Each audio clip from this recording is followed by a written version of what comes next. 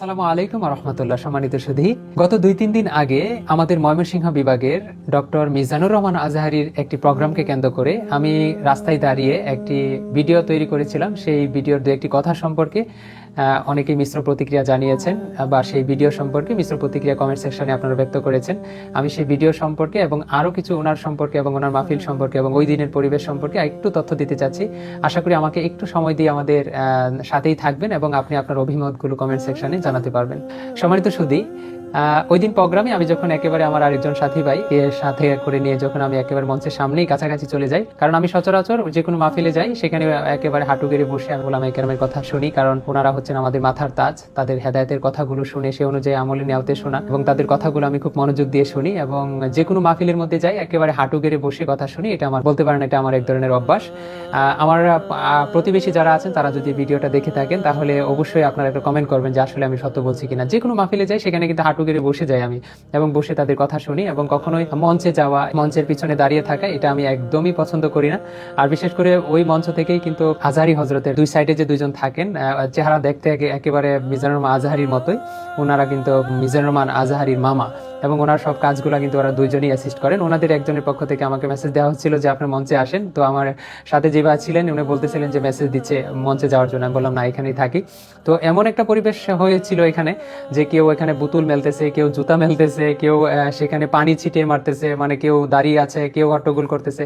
আসলে উনি কথা বলতে পারছিলেন না। আসলে দেখুন, আমি যেরকম এখন কথা বলতেছি, আমাকে যদি এখন কেউ ইন্টারাপ্ট করে তখন আমি কিন্তু খেয়াই হারিয়ে ফেলবো, বা আমি যেই বিষয় নিয়ে কথা বলতেছিলাম বা যেভাবে কথা বলতেছিলাম সেই স্মুথলি কথা বলা যাবে না। আসলে আমি এই জিনিসটাকে এভাবে উপস্থাপন করতে চেয়েছিলাম যে যিনি কথা বলতেছেন আসলে উনি কি টপিকের উপর কথা বলতেছেন, আসলে এই হট্টগোলের কারণে কিন্তু অডিয়েন্সরা সে ঠিক সেভাবে কথাগুলো বুঝতে পারছে না।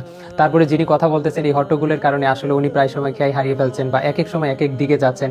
কখনো দেখবেন উনি একটা গজল বলতেছেন, কখনো তাকবীর দিচ্ছেন, কখনো জিকির করাচ্ছেন, কখনো ওনার যেই টপিক সিলেক্ট করেছে সেই টপিক সম্পর্কে কিছু বলছেন, আবার অডিয়েন্সদেরকে সামাল দিচ্ছেন। আসলে এরকম ভাবে কিন্তু চলতেছিল। তো আসলে ওই জিনিসটা আমি শর্ট একটা ভিডিওতে রাস্তায় দাঁড়িয়ে মানে এমন প্রেশারের ভেতর থেকে বের হয়েছি, তো সেখানে দাঁড়িয়ে হয়তো বা আমি গুছিয়ে কথা বলতে পারিনি, সেই জন্য আমি সরি।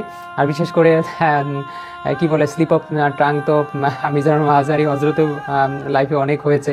তো যাই হোক, সবকিছু মিলে আসলে এই যে একটা পরিবেশ, মনে করেন আমি যেটা দেখলাম এখানে অনেকেই আছে দেখেছি বোতলের মধ্যে প্রস্রাব ভরে এখানে মানে নিচে গড়াগড়ি খেলছে।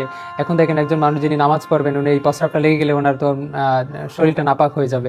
তো এখন এরকম একটা পরিবেশ যেখানে পানি ছুঁড়ে মারছে, জুতা ছুঁড়ে মারছে, বোতল ছুঁড়ে মারতেছে বা এক একজন দমকাচ্ছে, বা এমন একটা পরিবেশ মনে করেন এখানে কোরআনের ক্যালিগ্রাফি আছে, বিভিন্ন এলইডি স্ক্রিন আছে, সেখানে কোরআনের সিন আছে, সেখানে এই যে একটা তাফসিরুল কোরআন মাহফিলের যে একটা শান মান, এটা কি ব্যাহত হচ্ছে না? এখানে এটা একটা আদবহীন কাজ হচ্ছে কিন্তু। আর বিশেষ করে এটা আমার কাছে আমাকে খুবই ব্যথিত করেছে।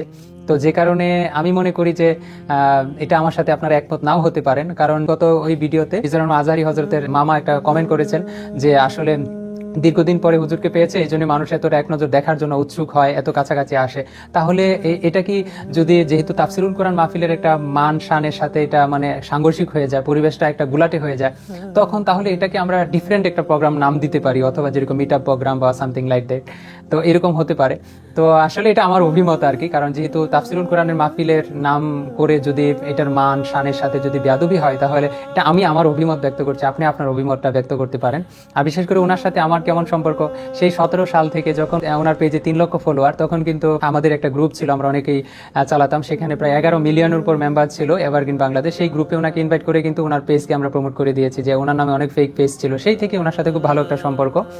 প্রায় সময় উনি যেখানে দেখেন উনি দেশে এসে কিন্তু প্রথমে আমাদেরকে এবং সারা বাংলাদেশ থেকে যাদেরকে দাওয়াত করেছে সেখান থেকে আমাকেও দাওয়াত করেছেন। এখানে ময়মনসিংহ বিভাগের যে প্রোগ্রাম উনি আমাকে সাজেস্ট করেছেন ওনার অ্যাসিস্ট্যান্টকে দিয়ে যে ময়মনসিংহ বিভাগে ওনাদের সাথে মিশে প্রোগ্রামটা করেন। তো আমি ওই প্রোগ্রামে যে কনভেনার বা কর্তৃপক্ষ আছেন তাদের সাথে মিশে কিন্তু ওই প্রোগ্রামের সাথে আমি ওইখানে প্রোগ্রামে গিয়েছি। তারপরে এই প্রোগ্রামের জন্য আলহামদুলিল্লাহ শুধু শারীরিক শ্রম না দিতে পারলেও আমরা ফাইন্যান্সিয়ালি কিছুটা সাপোর্ট করেছি আলহামদুলিল্লাহ। তো সবকিছু মিলিয়ে মানে ওনার সাথে একটা ভালো সম্পর্ক রয়েছে আমাদের। আর এরকম না, আর অনেকেই বলতেছিলেন যে আবার আপনাকে প্রোগ্রাম দেয় না বিদায় আপনি এটার আপনার জ্বলতেছে, আসলে বিষয়টা এরকম না। এই কথাও দিয়েছেন যে উপজেলা পর্যায়ে যখন আমরা প্রোগ্রাম শুরু করি তাহলে প্রথম প্রোগ্রাম আপনাকে দেওয়া হবে, ঠিক আছে, উনি এই কথাটা বলেছেন। তো যাই হোক, সবকিছু মিলিয়ে যদি আমার কোনো ভুলভ্রান্তি হয়ে থাকে, আমার কথাতে যদি আপনার কোনো আঘাত পেয়ে থাকেন তাহলে আমাকে ক্ষমা করবেন ইনশাল্লাহ।